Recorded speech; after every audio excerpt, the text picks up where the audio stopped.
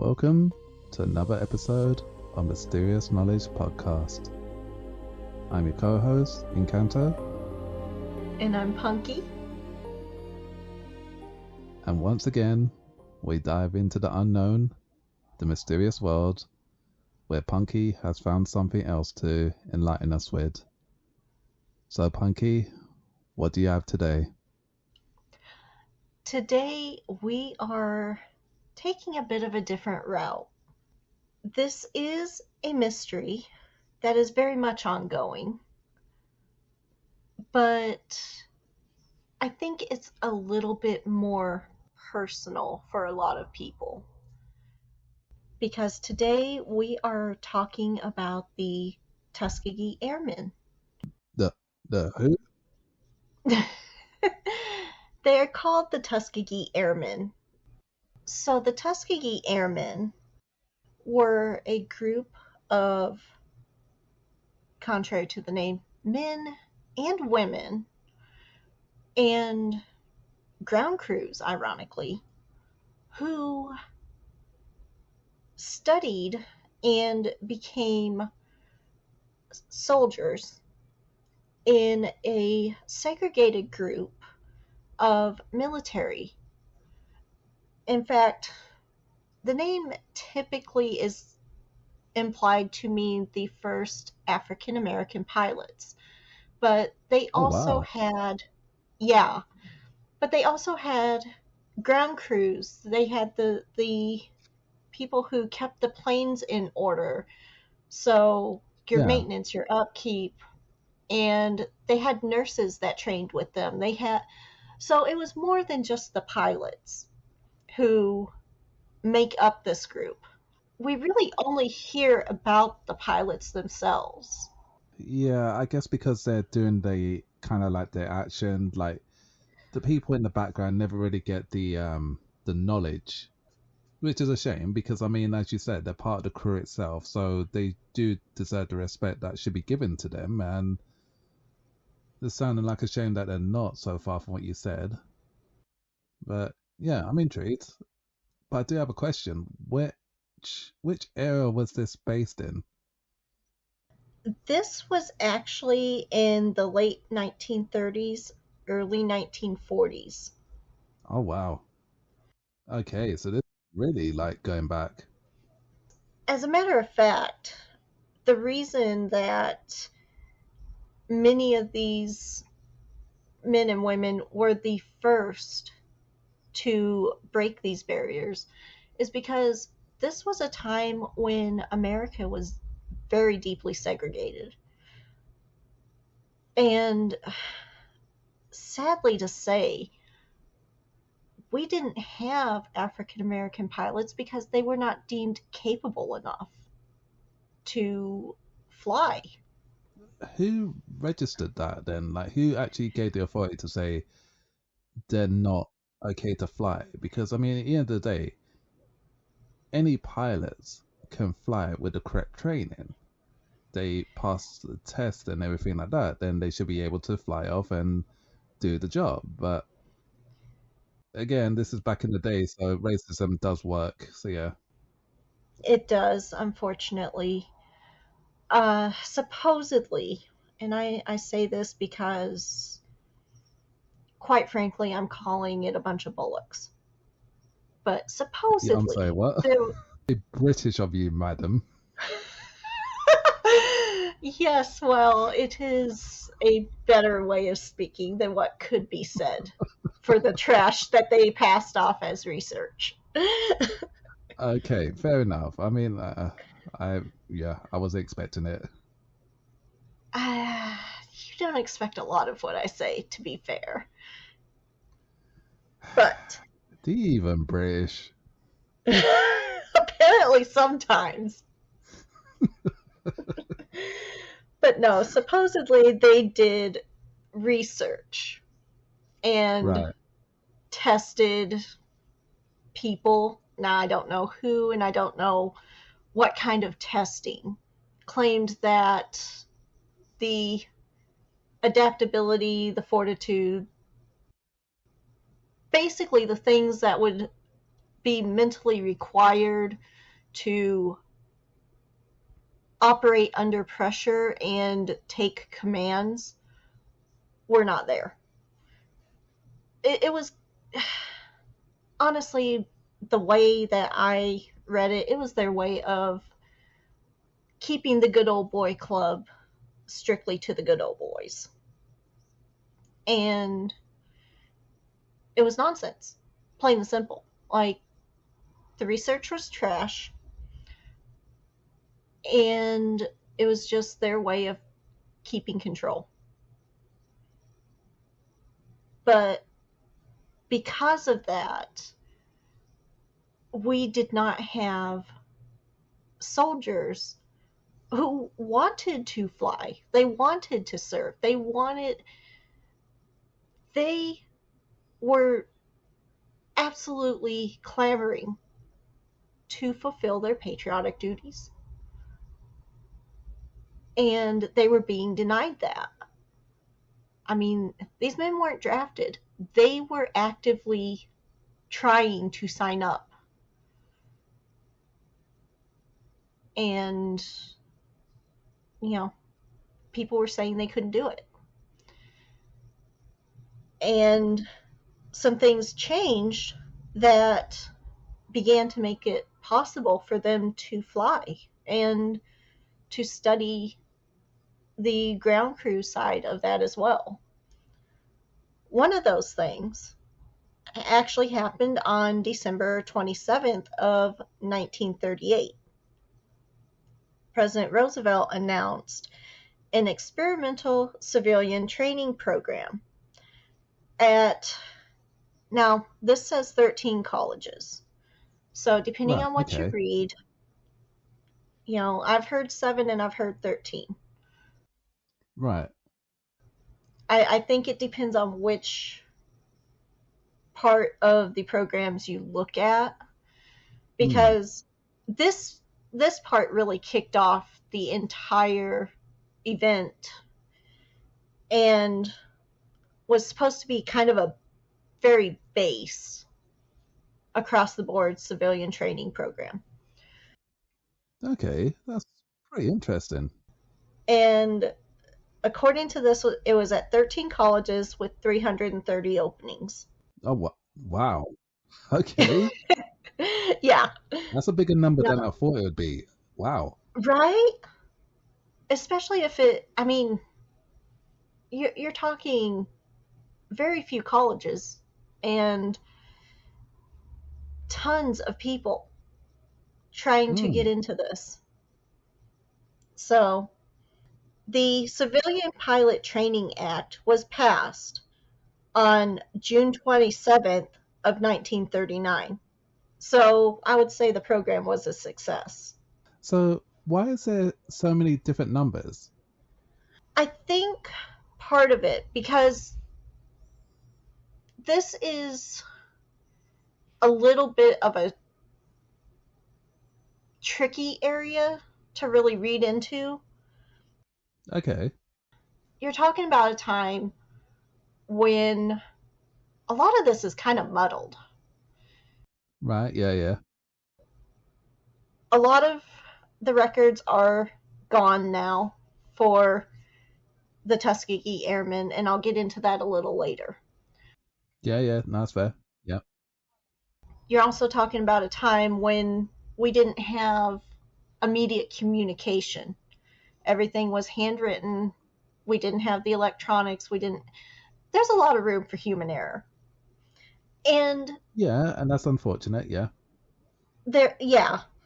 And I think part of this is this civilian pilot training program was supposed to just kind of test the waters.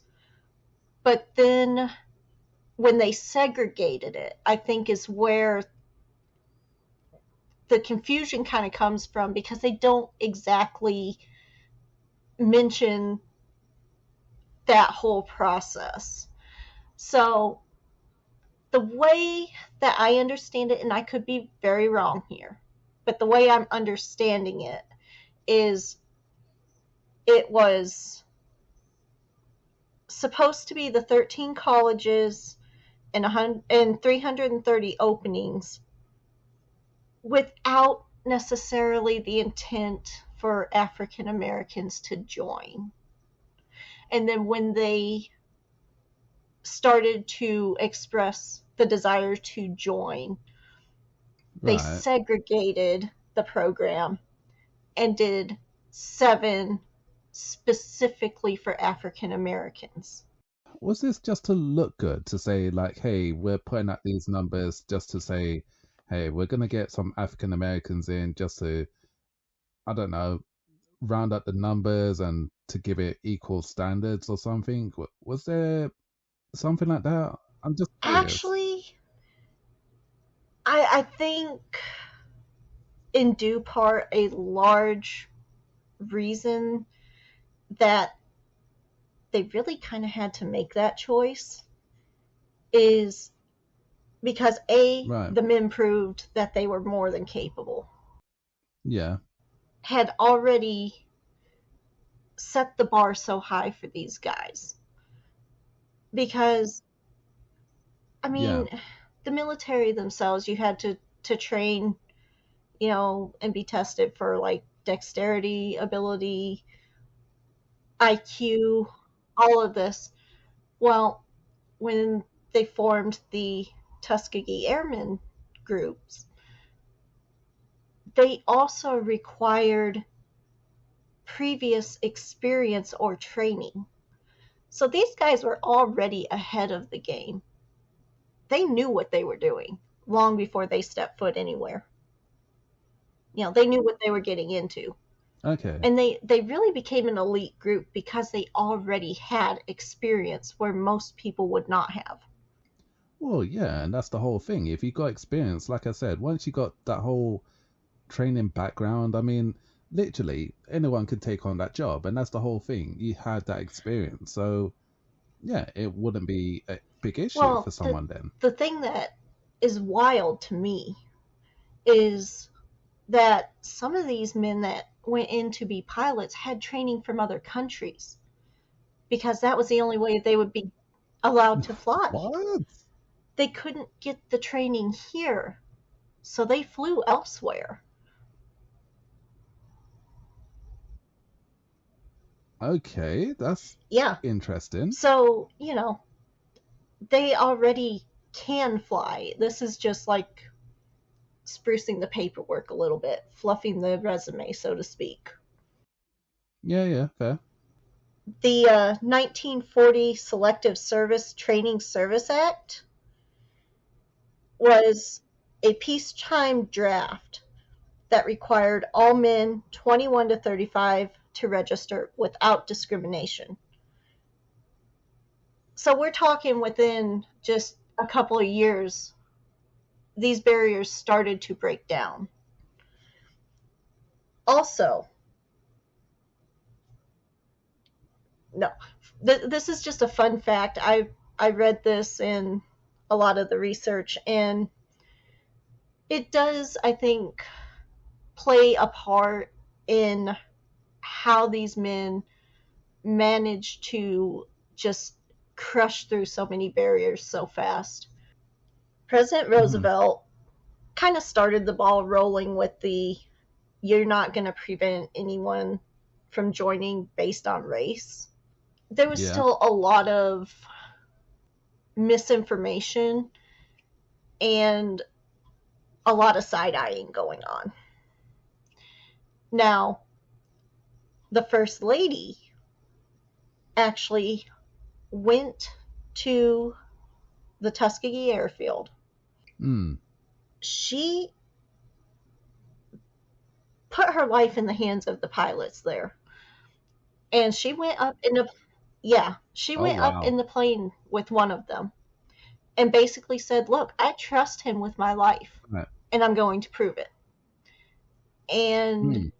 he took her on a flight around the grounds. And so I mean, she basically put the nation on the spot and said, "Look, if the first lady can do this and trust these guys, you have no excuse not to." That says it all. I know it's not the same thing, but that's kind of like a Princess Diana tactic where Princess Diana went into the hospital and she found out these people had AIDS and stuff like that, and she went into the hospital, touched hands with them. She is just like, yep, I don't care. I'm a normal person, and I think what's being said here shows that, hey, look, I trust these people, and so should you. Well, The and end. it says a lot because, and I'm not saying that these guys couldn't fly because they could. These guys were good at what Right. they Yeah. did. But the fact that Yeah. a lot of them came from a situation where they were looked down on. They were seen as less competent. And you take somebody in power, and unfortunately, this is true no matter what, but you take somebody of prominence and power, and they say, I'm endorsing this, and they show what is Mm, possible, it kind of puts everybody on the spot.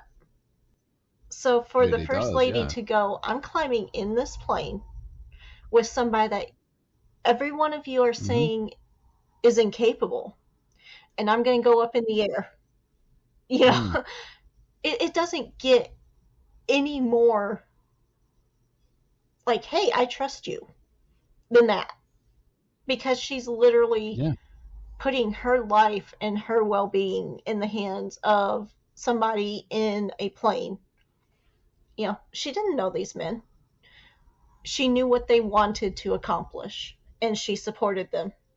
What's the what's the feedback like when she done that? When she came back down, was there more people still just a bit more not following her, still a bit edgy about it? I'm just curious I about think this. there was some grudging acceptance. It was still a very segregated Mm, situation, but that right. kind Yeah. of proved the point of, if the first lady's going to go up in a plane with them, you have no reason to stop them from flying. Yeah. So it really took off. Um, Now, the Yeah. Tuskegee name actually comes from a school that it's the Tuskegee Institute. And it Okay. was really an amazing place. It was, I want to say it was started by Washington Carver, but I could be wrong on that. But it wasn't an Okay. institute, and it had been founded in 1881. So it had been Mm, around for quite a while. And they just were like, this is where it needs to be. And I think part of that, because right. it was already a segregated school, it just made it easier for them Hmm. to move onto the campus and do their training without extra issues. And so Right. Yeah. what they did is they turned a 1,647-acre field into the Tuskegee Army Airfield, and they began training. They started at the Institute, and any successful cadet that passed the Institute went on to the airfield and began their pilot training. How long did they spend It there? didn't say how long they spent there, but the first aviation class began on July 19th, 1941, with 13 cadets. Yeah. Oh wow. And in March of 1942, 5 of the first 13 cadets Mm, completed their Army Air Corps pilot training program and earned their silver wings. And they became the nation's first nice. African American military pilots. Now, a lot of times they put black military pilots because they weren't all from Africa either. Um, Eventually, we actually had Haitian members, and I think there was a Puerto Rican in there as well. So it wasn't just African Hmm. Americans once this got going. They really kind of broke down the wall and said, "Here we are, and we're here to do a job." So, Which is the main thing itself, because I mean, like, they are just there to do a job, and as much as people may not agree with what they're doing, they are just doing it to do it for the country. They're not doing it because they're saying like we don't believe we're better than anyone else. They're doing it because they want to be there for their country and serve. and they really wanted to accomplish more than what they were being allowed to. A lot of these men wanted to fly from a very young age in any capacity they could. And at the time that wasn't encouraged. And so really in a really sad way, going to war was the only way these men could accomplish their dreams. Well, I mean, like you said, it's sad that that's really the only way they could have done it, and that says a lot because at the end of the day, I mean, how else are you meant to do it? And that's just it. It was. This was very much Jim Crow era. You know, these men were not welcome everywhere, and they put in the hard work. They were already coming to the table with more than any other Air Force pilot had to bring to the table to start out with. They became elites, Oh yeah, and definitely. Yeah, they got treated like this for no reason, and that's sad. yeah, Yeah, which is the worst thing. what's amazing when you stop and think about the era, you stop and think about the things that they had to deal with because they did build their own facility. You know, they didn't go to a base that Mm. was already arranged. They didn't, go to bunks that were already in place. The airfield was designed and built by members of the African American community. Oh wow, so they actually built it. Once this all took off, Wowzers. they went, we need a place to be able to Mm. train. Otherwise, they wouldn't have had a place. But how quickly did they have to like make that? Because I mean, there's limited on time during this whole preparation, really. So they must have really had to double down on this. I mean, these guys, it really shows the drive that they had. Yeah, definitely. They got all their training area because this place didn't even have runways. They had to make runways. Like, this was Yeah. not. I mean, you start from the very Yeah, basic. this was not set up for them right off the bat. And Right, yeah, of course. so by the time that they got done with all of this, they Mm. had trained between 1941 and 1946 over 1,000 airmen that graduated from Tuskegee. How would they proceed when they finally did come over? Because I mean, obviously, this is the big thing itself. There's going to be this, we don't like them coming in doing our job in a sense, and I can see like the racism kicking in quite badly then, especially in that era. The Tuskegee Airmen actually had their own, for lack of a better phrasing, division of the Air Force. They had, now, Right. I will say, because this does come up, and fairly Yeah. so, but I find it a little bit irritating because it feels like a, but actually, no. But Mm. there were some white people who supported the Tuskegee Airmen. You know, it's not to say that nobody supported them. Obviously, you have the story of the First Lady Yeah. going up in the plane. But some of their commanders, Yeah. when they first started out, were white commanders. So there was a small measure of support, but it was nowhere near what it should have been. The squadrons that they became part of did end up as all black squadrons.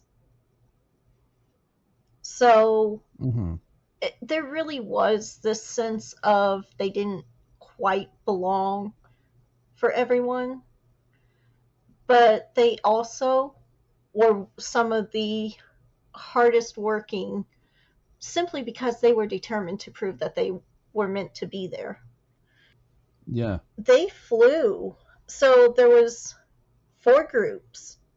There was the 99th, 100th, 301st, and 302nd squadrons that flew under the 12th Right. Air Force. They had another group. It was the 332nd Fighter Group, and they actually had a bomber group that was formed. And with all of those, between all of those, they flew somewhere around 1,200 missions for the 99th, 100th, 301st, and 302nd squadrons.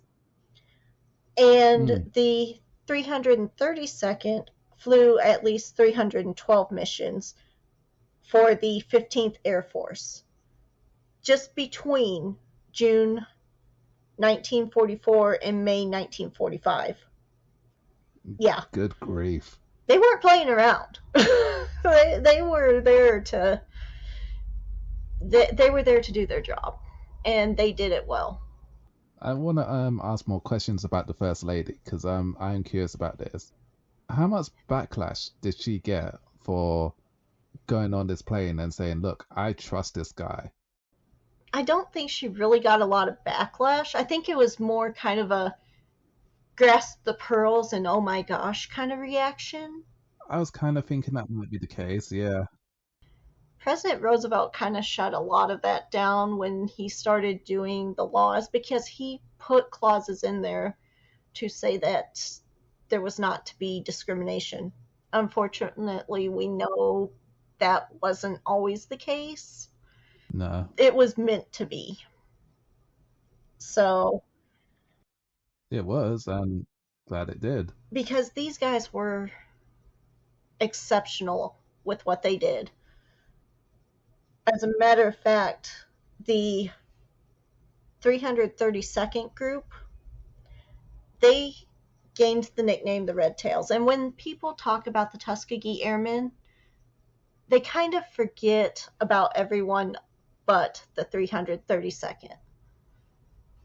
And so the Red Tail group kind of comes up as the main group, and it really wasn't. But the Red Tails had the lowest loss record of all fighter escort squadrons. Was there a reason for this? That they had the best record, or that they've been kind of secluded in the overall picture? Well, secluded in the overall picture, to be honest with you. I think part of that is because they were involved in a lot of escort missions, reconnaissance missions, things like that. Right. They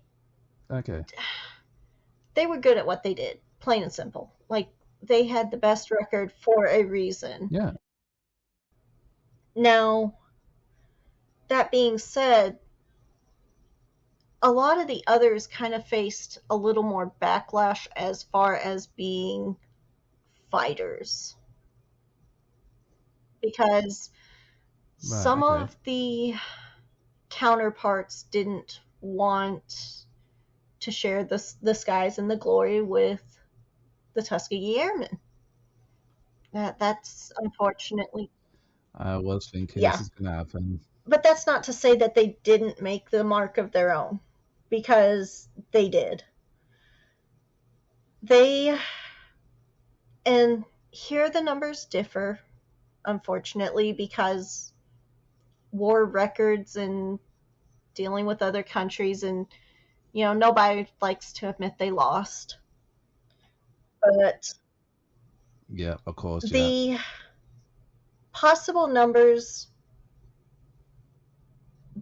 the one that I found is that the airmen destroyed about 250 enemy aircraft between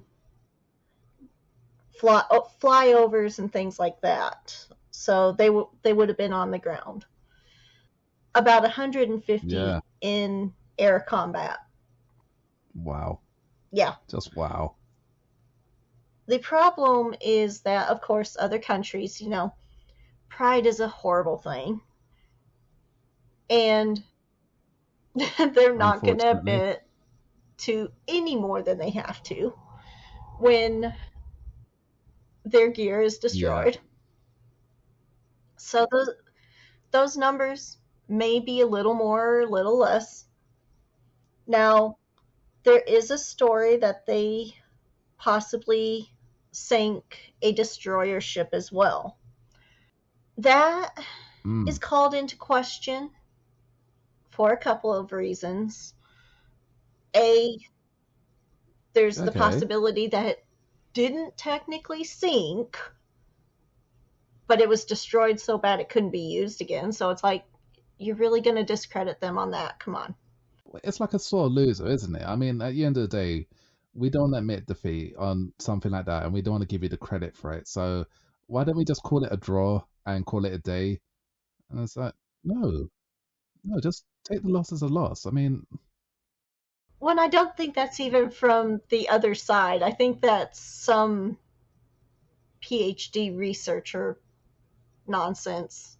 So, you know, that yeah, makes it even it's like worse. I'm all for like, here's the facts of it, but like, really, dude, come on, Right.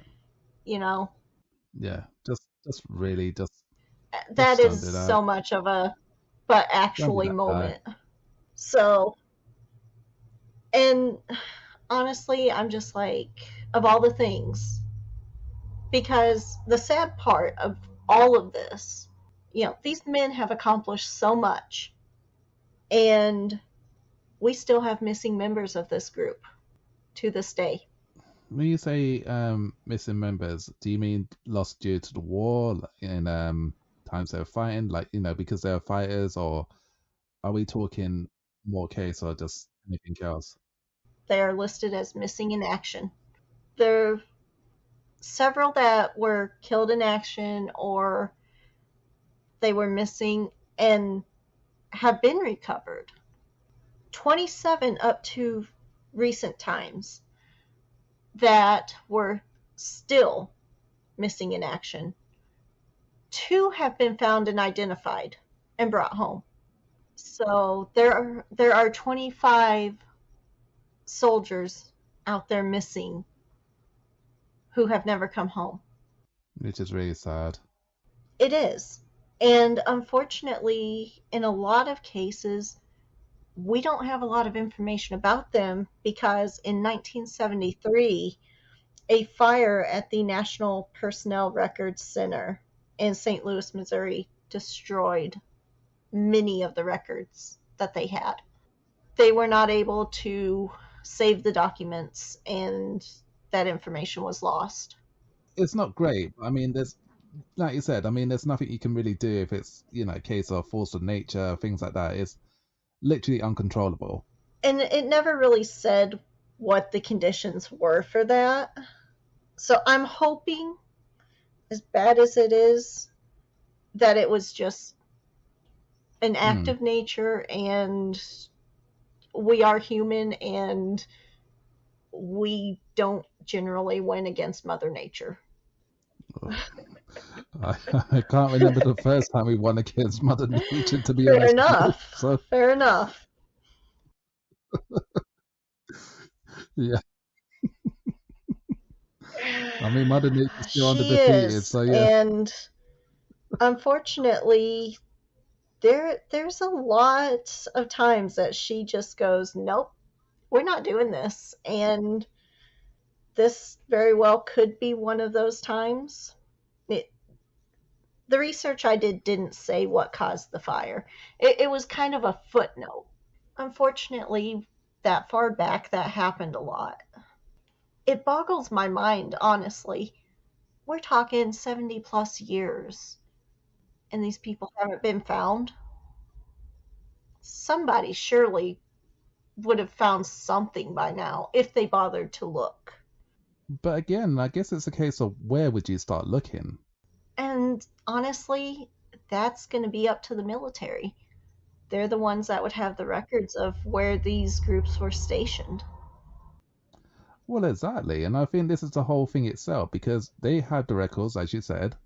They knew where they're taking their men to say, like, this is where you're going to be deployed, this is where you're going to start attacking the enemy base and things like this. So, yeah, I kind of feel they know more than what we do. They would if they would actually put some more effort into it, or any effort at all.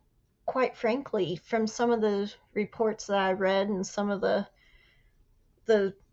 information that I had seen, it seemed like some of the crashes were pretty out in the open.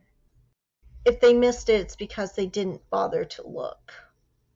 And Right, okay. I mean, to me, that is unacceptable. You It know, is. I don't care what justification you think you have for leaving somebody, Mm-hmm. you know, I get it's war. I get it's not pretty. There's no justification. Yeah, never is. Oh, No. but no, like something else that troubles me. So they Okay. did so much, with the flights, and they did that was in the 40s. In April 2006, so 20 years ago, Mm. Congress voted to award the Tuskegee Airmen a Congressional Gold Medal. Okay. What is that exactly? Sorry. So basically, it's like the highest honor you can give to like civilian trained personnel. Okay, that sounds pretty good. It was awarded on March 29th, 2007, to the surviving Tuskegee Airmen. 2007. After so long, now you want to give them an award? Are you kidding me? I wish I was. It is so sad. Like, these men literally were out escorting their counterparts from place to place, making sure that they did everything humanly possible to ensure the safety of Yeah, these other pilots. And it took them that long to get yeah, recognition. And in fact, these men didn't just overcome learning to fly a plane and surviving a war and, do it. Like, they overcame being limited by their own country. yeah, This wasn't just like, oh, this is going to be hard. This this was, no, we're going to make this way more difficult than it's got to be, and we're going to just, limit you as much as we can, which is horrible. yeah, So it really was hard to actually find anything on the actual mystery of what happened to these missing men, because right, yeah. honestly, they just got forgotten. I mean, the thing is, saying they got lost in, like, just to this period of time. I mean, it's sad because at the end of the day, I don't know, a higher number person, like, like a high person, like, I don't know, the president, something like that, people will be up in arms about this. And this is just a really sad case of they're just soldiers. They're not really looked upon and said, oh yeah, like, we should give them their peace, we should give them their flowers. I mean, they deserve it. They fought in this war to try to protect this country that they fought in. And this is how they get rewarded? I mean, that's not really great. They really deserved more recognition throughout the whole time. They really should have never went through all the crap that they went through. Unfortunately, I think this is always going to be the case where race will always be an issue in this type of like era, if you ask me. Unfortunately, yeah. And to go back to your question as far as how long that took for this, so the incident of the men going into the club happened in 1945. Okay. So yeah, they basically arrested anybody involved from the Tuskegee Airmen. And this actually didn't even happen at Tuskegee. It just happened that they were an African American group at the school that was in Seymour, Indiana. So, but again, everybody kind of got lumped in because they were different. So, yeah. But so this wasn't even at Tuskegee, just kind of an FYI. But they were all arrested, and it was over. So there were 61 that were arrested for entering the club, and over 100 additional officers were arrested because they refused to sign an order that legitimized the segregation of the facilities. Okay. And most were eventually released. Three were singled out and had formal trials. And one of them he was actually convicted. He was the only one convicted. And he was fined. Only one. Because supposedly he pushed a white officer. So they called it jostling or something like that. Yeah. Oh, yeah. For goodness sake. If you ask me, the other guy was too scrawny and couldn't, but, whatever. I don't know many soldiers who don't jostle in general, let alone, but, But he was stripped of his rank, fined, and dishonorably discharged. That is some bullshit. Yeah. That's some bull. And in August of 1995, the Department of the Air Force officially vindicated all the airmen. And they cleared all the records. They set aside the conviction of the one man that was convicted and removed the letters of reprimand from all the officers' files. But it took them that long to do anything about it. This is going to sound like a silly question, but was he even still alive at this point? That I don't know. Because, I mean, we're going to do it now? The fact that they waited so long is utter failure. Right. Well, yeah. They failed these men on so many fronts. Yeah, because at the end of the day, you waited this long to just go and say, okay, yeah, we're going to do something about this now. Like, what kind of court proceeding went through all of this just to make this all happen? Because I mean, this is the whole thing itself. I know justice takes a long time to take care of business, but this is ridiculous. It really is. It should have never happened that way. They probably just don't see it as important. I mean, we do, obviously, but to them, they probably just think, well, I mean, this is minor, but like, we got more important things to worry about.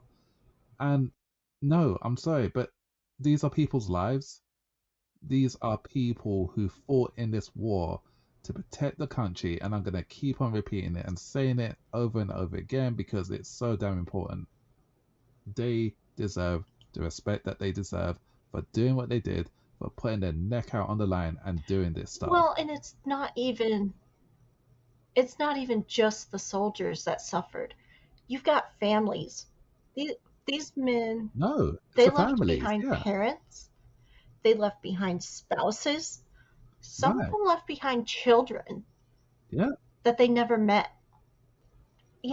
I can't imagine some of these spouses that, they're just going about their day to day, knowing that their yeah, family is already dealing with less than ideal living circumstances in a country that sees them as inferior. right.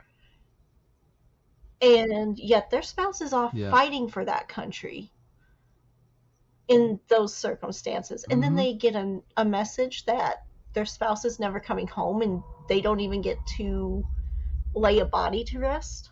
We're talking about people who fought in the air and things like this. What about the people who fought on the bases itself? How about them? How did their story go? How did they go about the recruitment and things like this? How were they treated as They well? got a lot of the same kind of treatment.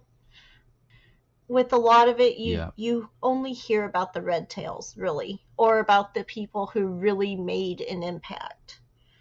Right. Okay. The red tails specifically, I did find mention that a lot of the groups that were escorted by them dubbed them the red tail Yeah. angels, and they were highly requested.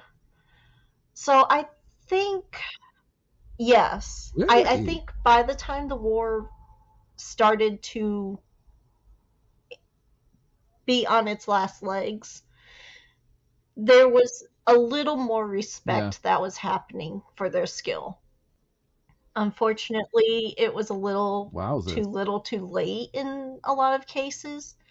They had proven themselves far and above to be very capable, Yeah. and they had gained a name and a notoriety that is still very much alive and well today. And I will Hmm. say there are some great sites, which I've provided the links for, that do go into Okay. Cool. the profiles of the different soldiers. And for anyone who likes to read, I actually, now, I checked the book out from a library, and it was good Okay. enough. After I had to return the book, I went and bought it. And it is, yes, Oh wow. it is called Forgotten Souls, and it is written by the daughter of Mm. one of the Tuskegee Airmen. And Oh my goodness. yes, and Okay. she Wow. does a fantastic job of diving more into the lives and the experiences of the men and women involved in this. And you kind of Yeah. get more of a sense of who they were as a person, which Yeah. for some people may make it a little harder to know that they're missing, Yeah. because you feel like you've at least seen a glimpse into their life, knowing how it ends. I mean, how can you not feel it gets a little harder reading something like that? I mean, that's a really It hard is, read. but it is so good. And How long did it take you to finish it? I had the book for 2 weeks, and it is a longer read. I read several parts of it, but Right. it's definitely one you don't want to rush through it either. There's so much there. No, you It can't. It's is. too heavy. I Yeah. figure it's going to take me at least a couple of weeks. She really did go in depth and actually got to visit Mm. the airfield and see some of Oh the wow. buildings and some of what was still there. I think it just hits home a little more when you've gotten to read who some of It these would. people Yeah. were, and they become more than just Yeah. names on a page. Yeah. And what's sad is so many of them, it wasn't even just enemy fire that took them down. A lot of them were engine failure was a common one, or mechanical failure. Is this because they didn't have the training in a sense, like be taught how to do this sort of thing? Because as much as you can take these guys in and stuff like that, I didn't know how much you know resources was given to them. Say like, look, this is how you do this, this is how you do that. Was that even a case or not really? See where that was brought up, but I do have to wonder Right. if they maybe didn't have the best of equipment to use. Well, yeah, and that's the whole thing. Because I was thinking again, is it a case that they weren't given the best? They were just told like, look, you can take the spare parts that we got here and there and just use that and be off with you in a sense, which doesn't help anyone. No. Well, and a lot of these were not even on stateside soil.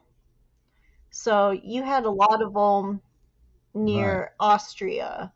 You had a lot of them over Germany, Hungary, Italy. right. So they may not have just had access to the parts that they needed. And they had to just deal with what they could.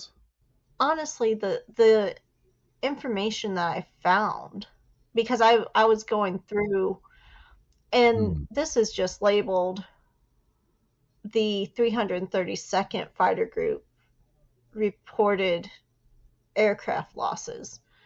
This is only a little over a year that I was looking at, and I was reading through, and they're like, they give a date and a time and a place, of course, and the type of plane, but a lot of them, they're like unknown, possible engine failure, unknown, mechanical failure, enemy aircraft. So I'm assuming that means they were shot down.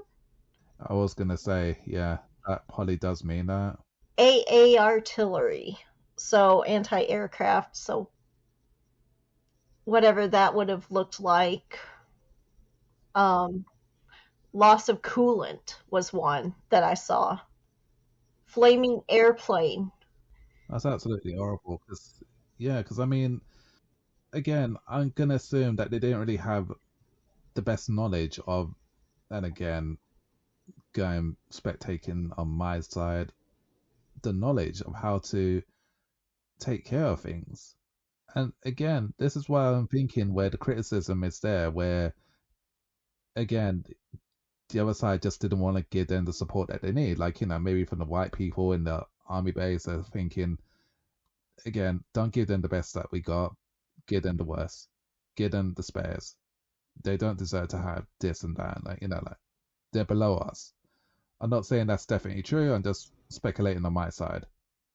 It would not surprise me if that played into some of it. They faced a lot of that unnecessarily, for sure. Yeah, I fully believe that's why there are still so many missing. Like, they found two, so it's yeah, not impossible. The only ones that would be a little harder, I would think, would be any that crashed over water. fine. Yeah, that's gonna be difficult to find. we've found how many planes under the water already. It's not like it's not possible.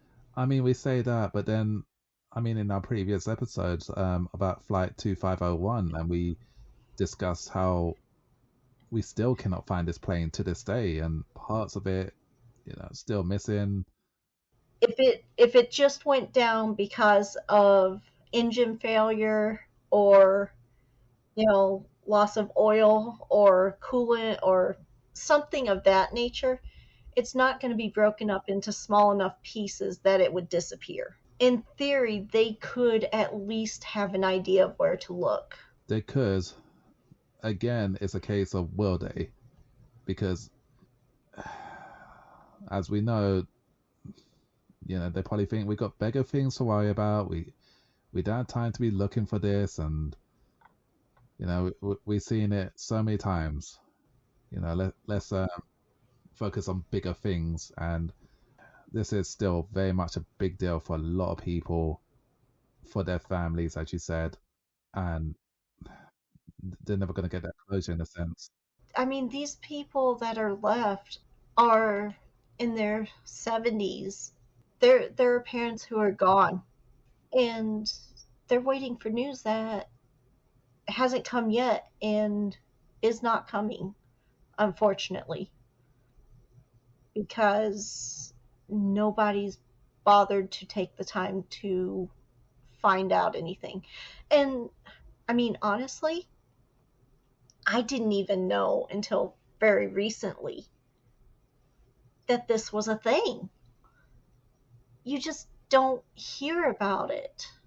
This is the whole thing itself. There's so many stories that are just kept under wraps.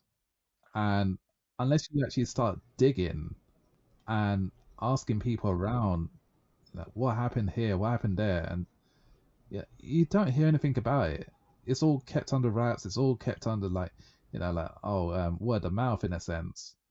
Keep it hush hush because we don't want to talk about this. Like, it's gonna bring arguments and things like that. But we have to bring it to the table. We have to make it be known knowledge. And I'm glad that you were able to find this out. It's a really sad story and It really is. heartbreaking. And I've had a lot of my family serve in the military in different capacities. Yeah. And Mm. my granddad wouldn't talk about it very often. He very rarely would tell me anything. Yeah. And Right. the main thing I know is he was on a ship and it was bombed. Oh God. I'm sorry to hear Thanks. that. He made it. I mean, he survived. Obviously. Yeah. Oh wow. Okay. They Yeah. they weren't too No, for far sure. out and they turned around, went back, got on a different ship and took off again. So, like they Wow. but reading this, I'm like, that could have been my family. That could have been us. Yeah. And Yeah. I got lucky. My granddad was a tough old guy. Yeah. He didn't quit and he survived. Mm. But it's heartbreaking to think that these guys, through no fault of their own, didn't get to come back, and these people did not get the closure and the answers that they need and deserve. Like, there's no reason. There is no reason. Again, this is one of those things where, like you said, we may never hear the real side, and that's the worst thing about it all. Between the book coming out that discusses this, Oh, there's more. the book Okay. is fairly recent, I believe. I didn't look at when it actually came out, but I believe it's only come out within the last couple of years. So Okay, yeah. because like even when I say I checked the book out from a library, I had to actually request it from a library that isn't local to me. We don't have locally a lot of information on these guys. We get like maybe one or two children's books that's like who were the Tuskegee Airmen, and then one or two that talk about like specific people, and that was it. So Hmm. these guys really don't get the recognition they deserve as a general part of our military. So the more that this is discussed, the more that people realize there's more to this story, I think it will start to make people really sit up and take notice. And it may even make people start to Yeah, question hopefully, and yeah. start to research because, you know, these people are out there. The planes are still out there. Not all of them went down over water. So they're still out there somewhere. Right. And, you know, Yeah, people may not realize what's out there because they don't hear about it. And this may just be exactly. the thing that sparks somebody going, you know, I've heard a story about. And that might be all it takes to bring somebody home and give a family closure.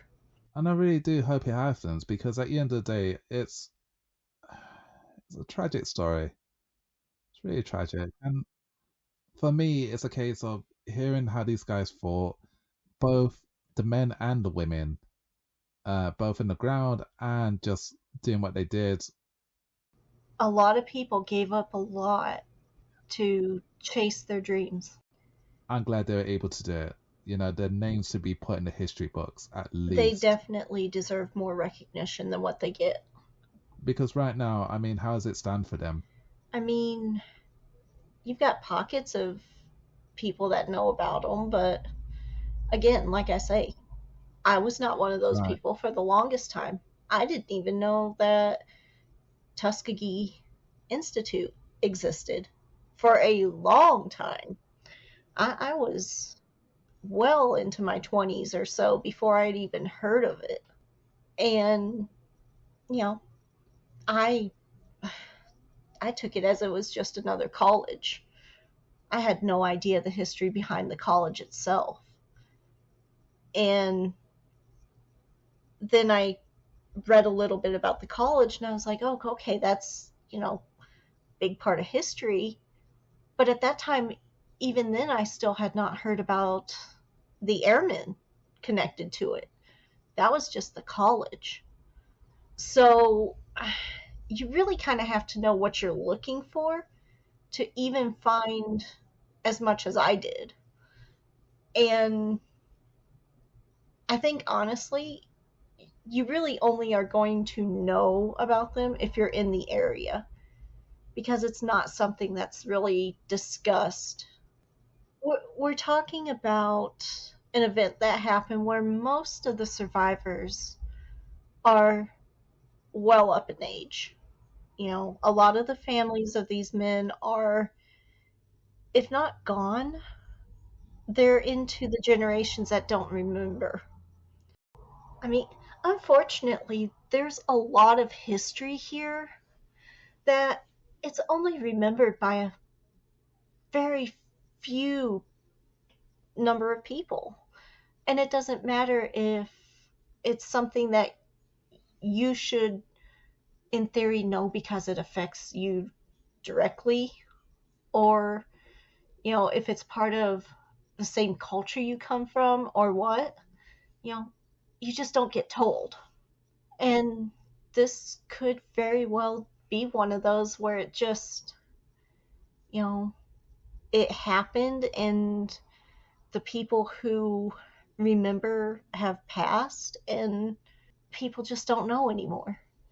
Because this is the thing I was gonna say. I mean, for me, like back in school, we were told about the slave trade and things like that. And to be honest with you, it really upset me. I don't know if this is something that is told in history itself, like for the younger students in certain parts of schools, or could it be taught? Because I think that is something major that needs to be said about. It needs to be brought up in classes and told to students. This is what happened in this day and age, and we want you to learn about this. We want you to understand this is what these brave people did, to save this country, to fight in this war, to do what they could for this country. And I think that's something that needs to be done more. Annoyingly, it just doesn't work out that way, and I feel very bitter about it. The fact that history is written so many times in ways to make the victor look, bigger than what they are. And again, that's always going to be the case. It's not going to change, and it's something we just got to deal with. And that's it. It just angers me a lot of the time because at the end of the day, there's no need for it at all. That's why they tell us history is written by the victors. But there's always another side to that story. And you never have the full story unless you actually go and you look at both sides. And it should never be taken for granted that there's one side or the other. You know, I mean, unfortunately, these people faced near insurmountable odds. And they overcame them. And they had some great support from some wonderful people as far as that went. I'm not going to say the people that supported them were perfect, goodness knows. I mean, we can't tell, but we're Yeah, grateful for them all the I same. mean, the fact that they took the moment that they did to stand up and say, I'm going to help you make this difference. They can't have been Yeah. all bad. No, definitely not. And I commend them for doing it, for standing up for Absolutely. them. But you really have to look so far beyond some of that sometimes. And Yeah. I mean, I hate to say it, but back then was just not a good time for anything. Unfortunately, we don't have everything we need today to really tell these stories properly. To be honest, when will we? When will that day ever come to any of us? I mean, like, probably not in our lifetime and maybe in future. I would say the day that we as humans can stop getting into wars and stop fighting over petty nonsense, I'd like to think that day's coming. Honestly, I think that day will come when we no longer exist. We as humans, the way that we are, don't exist, and there is a way to just have it completely taken away from us, that power is taken away from us, and just say, look, it's time to live in coexistence with each other and see the bigger picture. I would love to believe that. Love to. I just can't see it myself, and that's the sad thing. But I would like to think that eventually humanity will learn to coexist and to quit doing power plays and just get along and make the best of everything. Like, improve the world or at least don't destroy it. And that includes each other. Just let people Yeah, of be, course. let each other be, worry Yeah, about you, and live your life. yeah, But unfortunately, people have always been people and will always be people. And sometimes emotion is a powerful thing. So I'm a lot like you. I don't know that I see it happening in my lifetime. I really hope we don't go that way.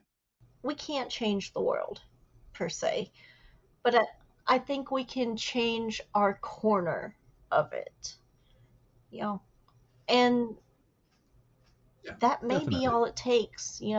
We change our corner, we encourage people to change theirs for the better, and you know, it's a domino effect. Eventually, you're going to see change. And, you know, Yeah. I mean, these men did it. We have a Yeah. fully combined military now because they started Hmm. that effort. We have Hmm. people of all nationalities, colors, races, whatever, serving side by side. Yeah. And Yeah. I mean, we even have men and women serving side by side. It's no longer just men. So it is possible. It takes everybody working for that change. I mean, these guys didn't do it alone. They stood together and they said, we can do this. And they did it. And they sure didn't give their lives for us to sit back and do nothing. I mean, I think that would be the greatest dishonor that we could ever do for them. Yeah, I'm really just sad about this, and I did tell you it was heavy. it's heavy, but it's also something that we need to bring forward. So yeah, um, yeah, I'm gonna be honest. I'm gonna need a week at least just to because I've been studying this for 3 weeks. It is one that I'm definitely going to have to step back and go, wow, that's a lot. yeah. No, definitely. I mean, like, it is a lot, and there's no way that it couldn't have impacted you. I mean, you're reading this book, it's really heavy, it's telling you all the details. It it was it was a lot to read the stories, to think of these people still waiting, still hoping for at least an answer. They're not even all hoping for bodies anymore. They just want answers. And I hope they do get those answers. And one day they do, like, whether it's their grandchildren or whatever, I hope they do get those Well, answers. there is a page on one of the links. It is called Find My Airmen. So Oh, wow. Okay, yeah, great. it looks like there is still the possibility that as information is Right, presented, yeah, maybe somebody will look into it. yeah, yeah, So hopefully they do, yeah. the fight isn't over yet, but Cross fingers they do. it's No, just a matter of getting more people to step up and look. well, the fight may not be over for them, but it does come to the end of this episode of Mysterious Knowledge Podcast. So thank you, Punky, for bringing this to our attention and doing the research. I hope you're going to take a long, relaxing break from this because, yeah, that's a crazy It subject. was well worth it. And thanks for listening because I know Definitely. this is not an easy topic. I felt it needed to be brought to the attention of those willing to listen. Yeah, definitely. Well, peeps, that's it for this episode. We will catch you on our next one, and hopefully it will be something more lighter. But I can never promise that with Punky coming out with all the heaviness. I mean, she literally comes out with everything I will heavy. do my best to have something a little more fun and upbeat next time. I think we need a little party. Do you need a cough drop? Sorry, what? Ah, cough. I've Have a cough. noticed. Do you need a Yes. lozenge? Yes. What? Ah, goodness. I'm gonna go get some cough syrup. You Yeah. do that. I'm gonna go get the next topic ready and see just how much I can shock you. And on that note, peeps, I'm gonna go to bed. It's goodbye from Encanto. And Punky, bye.